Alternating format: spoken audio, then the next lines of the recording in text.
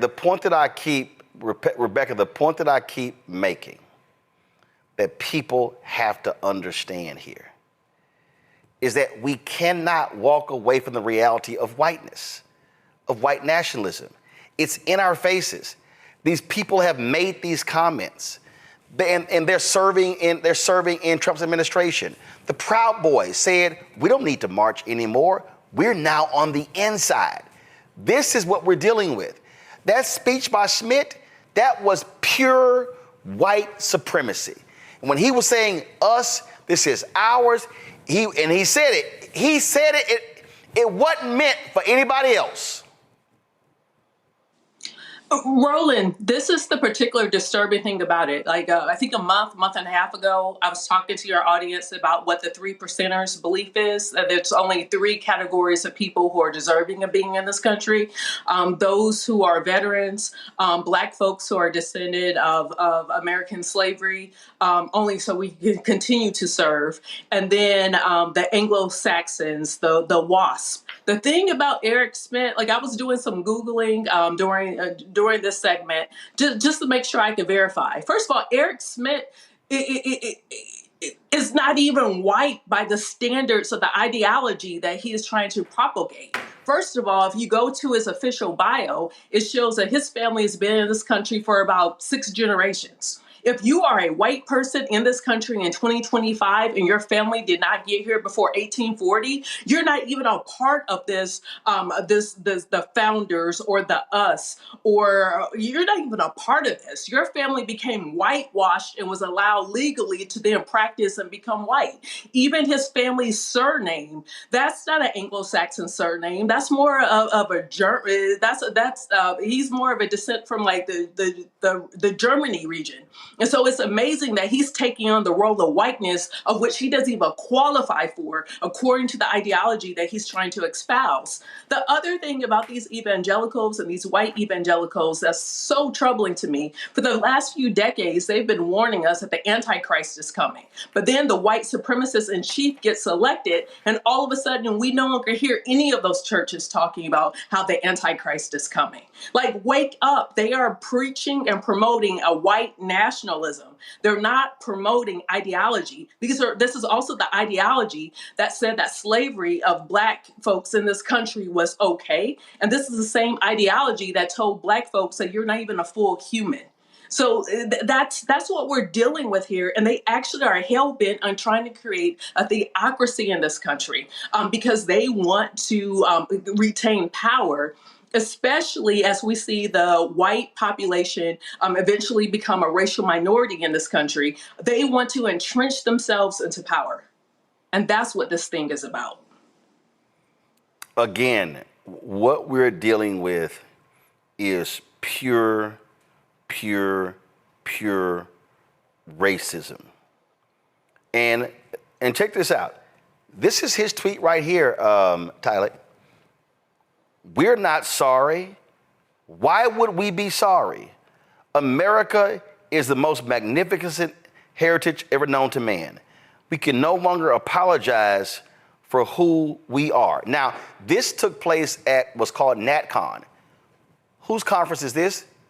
Peter Thiel, the billionaire white South African who financed J.D. Vance's U.S. Senate campaign. I want y'all to play again what Schmitt had to say.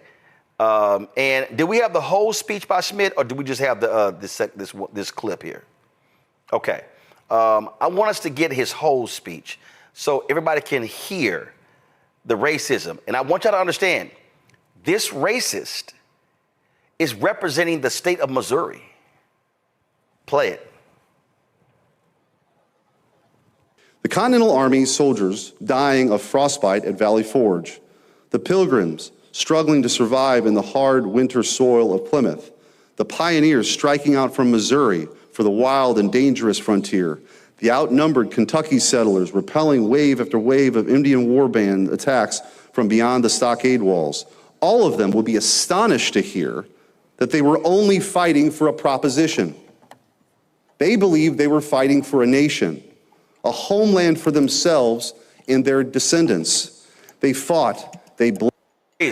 They thought that they were fighting for a nation that would be only for themselves and their descendants, meaning only white people from Europe. Press play. They struggled, they died for us. They built this country for us. America, in all its glory, is their gift to us, handed down across the generations. It belongs to us. It's our birthright. It's our heritage, our destiny. If America is everything and everyone, then it is nothing and no one at all. If America is everything and everyone, so give me your tired, give me your poor, y'all, they ain't never believe that. It's about whiteness. Press play.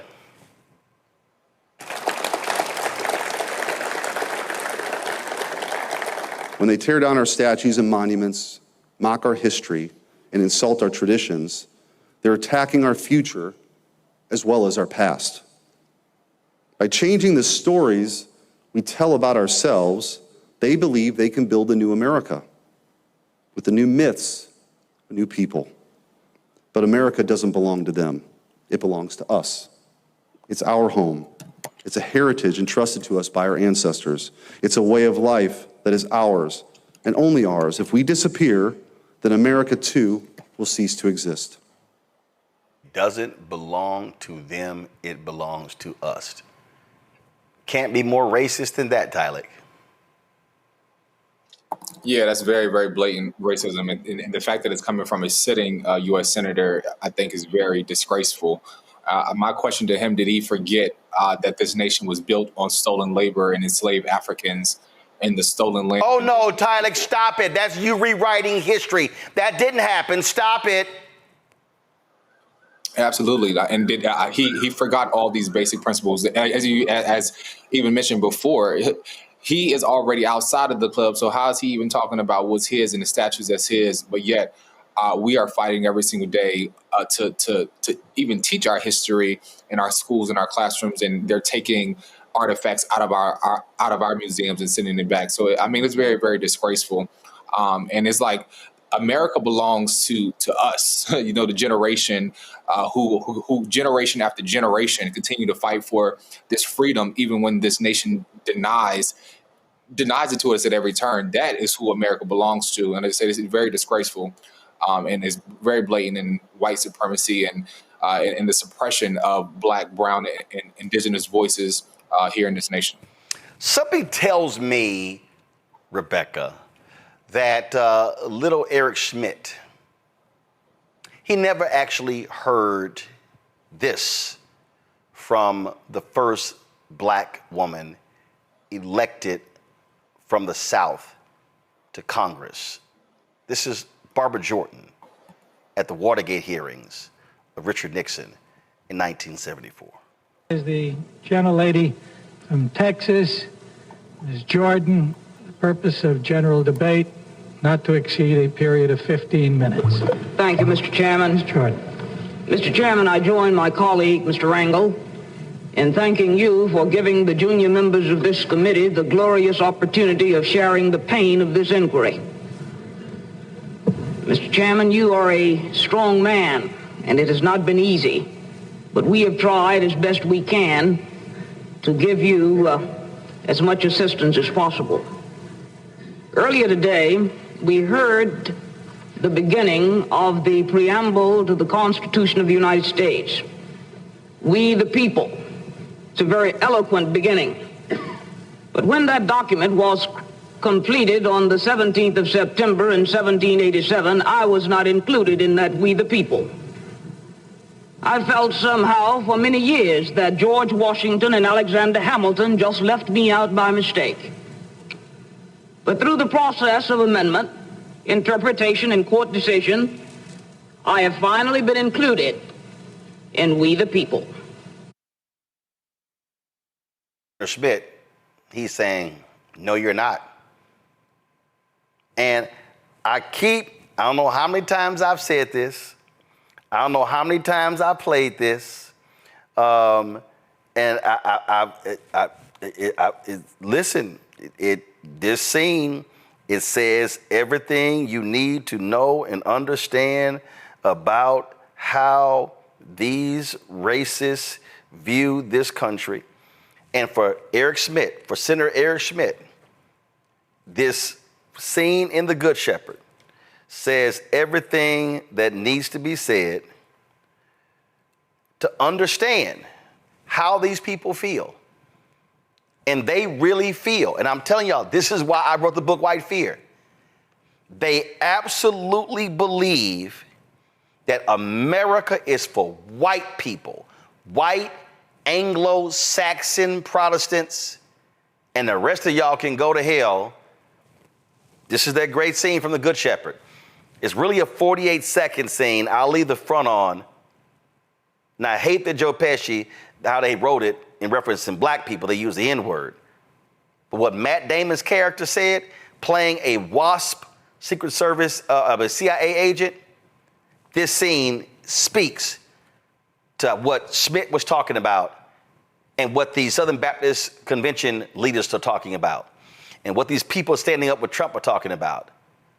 They do not want anyone in this country except white people in power. Listen. Talk to me about. The government's about to deport you for certain activities. I'm in this country since I'm 2 months old. Does that make me Italian? I'm American. And they're trying to send me back? I could have the deportation order reviewed.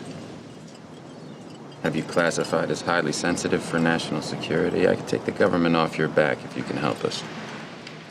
Usually the guys that scare me. You're the people that make big wars. No, we make sure the wars are small ones, Mr. Palmer. Let me ask you something. We Italians, we got our families and we got the church. The Irish, they have the homeland. The Jews, their tradition. Even the niggers, they got their music.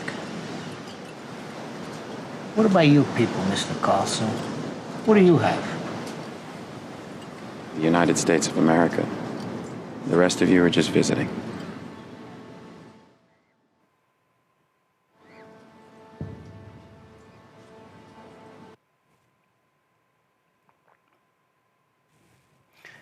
That look right there, Rebecca, from Joe Pesci at the end, says all you need to know. Damon's character was speaking for the millions of people like Missouri Republican United States Senator Eric Schmitt, who's a piece of shit.